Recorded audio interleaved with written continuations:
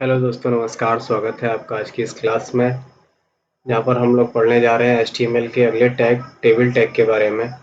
Table tag का use हम तब करते हैं जब हमें अपने डेटा को टेबुलर फॉर्म में शो करना होता है। अगर हम डेटा अपना लिस्ट में नहीं दिखाना चाहते हैं या कॉलम या इसी तरीके का पैराग्राफ नहीं दिखाना चाहते हैं, उसे एक ढंग तरीके से रो और कॉलम में डिवाइड करना चाहते हैं, तो उसके लिए हम HTML में टेबल टैग का यूज़ करते हैं। टेबल टैग बनाने के लिए यहाँ पे 3 से 4 टैग यूज़ होते हैं। पहले टेबल टैग का यूज़ होता है, फिर TH होता है, TR होता है, TD होता है। और भी बहुत सारे टैग हैं, जैसे टेबल टैग है, टेबल हेड है, और TR, TD, टी बॉडी या टी फुट है। इन सारे टैग का यूज़ करते हैं। तो आज की क्लास में इन्हीं सारी चीज़ों को पढ़ने जा रहे हैं। चलिए स्टार्ट करते हैं।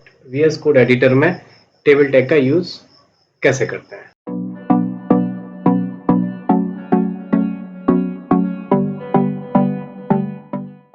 तो यहाँ पर हमने VS कोड एडिटर खोल लिया है और यहाँ पर हम लोग टेबल टैग का यूज़ करेंगे। तो सबसे पहले बॉडी में हम यूज़ करेंगे अपना टेबल टैग, और टेबल टैग को यूज़ करने के बाद अब यहाँ पे कॉन्सेप्ट बहुत अच्छी तरीके से आपको क्लियर होना चाहिए कि हमें करना क्या है, टेबल कैसे बनती है और टेबल का एक परफॉर्मा जो होता है वो देखने में कैसा होता है। अगर आप लोगों को याद होगा तो table is the combination of column and रो।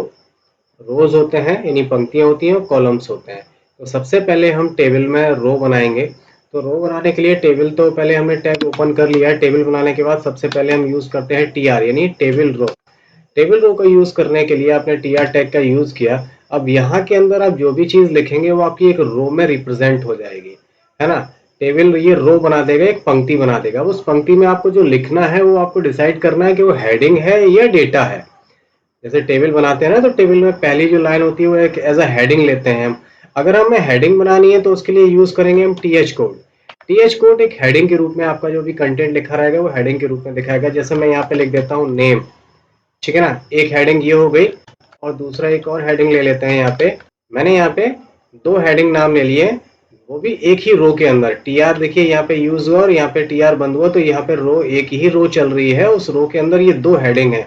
इनको जैसे हम सेव करेंगे तो प्रीव्यू में यहाँ पे देखिए हमारे सामने एक ही रो आ गई है, और उस रो के 2 हेडिंग नाम आ गए, नेम और एड्रेस, जो मैंने यहाँ पे दिए हुए हैं।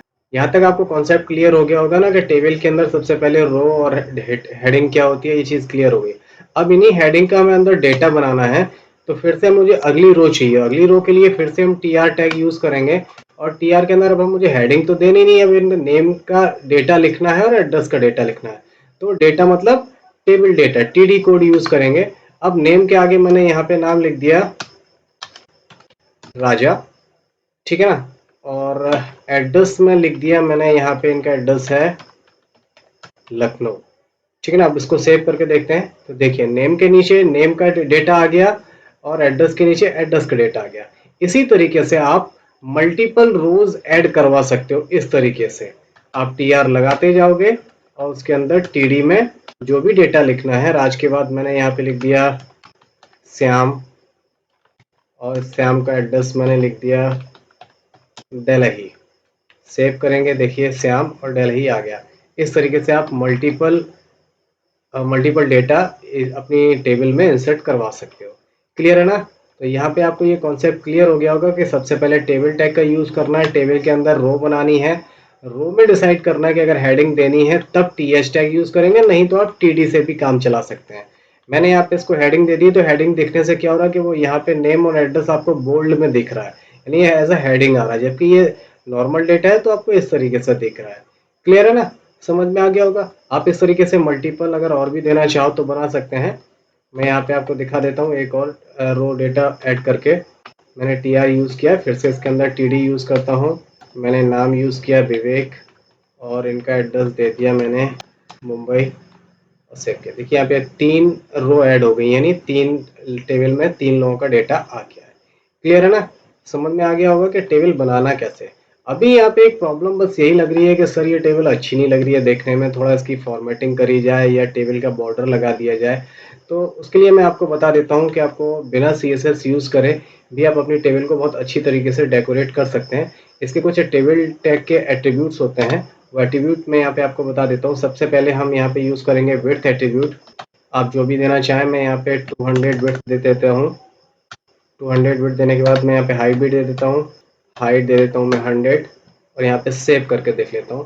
देखिए इस तरीके से आपका डेटा थोड़ा हाइट और विड्थ में सही से दिखने लगेगा, है ना। अगर आप इसको बढ़ाना चाहते हैं तो आप और बढ़ा सकते हैं। मैं यहाँ पे इसको 300 कर देता हूँ, सेव करके दिखाता हूँ, थोड़ा दूर दूर दिखने लगेगा, है ना। अगर आप इसमें बॉर्डर भी लगाना चाहते हैं तो एक और इसका एट्रीब्यूट होता है बॉर्डर।